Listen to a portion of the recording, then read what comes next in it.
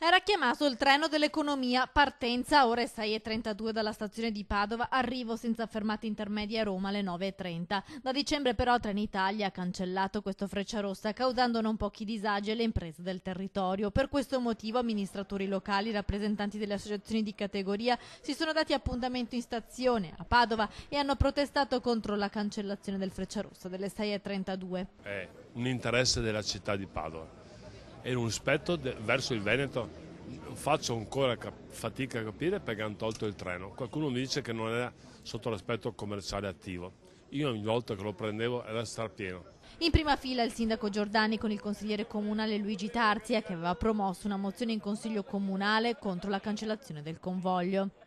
Ed è un servizio che meritano anche i professionisti che avevano un treno che potevano recarsi in giornata a Roma per poter svolgere le loro attività e rientrare la sera. A marzo, proprio alla luce delle difficoltà rilevate dalle imprese che utilizzavano il treno per le trasferte giornaliere dei dipendenti nella capitale, c'era stata anche una riunione in provincia per chiedere il ripristino della tratta diretta, accorpando in un unico viaggio i due treni delle 5:53 e delle 6:53 diretti a Roma con fermate intermedie. Anche la regione era intervenuta, visto che Padova serve anche il bacino di Treviso, Vicenza e Rovigo. Nonostante le soluzioni proposte, Trenitalia non ha mai ripristinato il Frecciarossa. Il treno delle 5:53 adesso si ferma anche a Firenze e a Bologna e quindi si rischia molte volte di non trovare più posto e quindi le aziende sono costrette, i professionisti, a partire il giorno prima per andare a Roma e quindi con un aumento dei costi. Le associazioni di categoria sono state chiare, il treno è fondamentale. Il sindaco di Padova con l'occasione ha ribadito anche l'urgenza della linea ad alta velocità.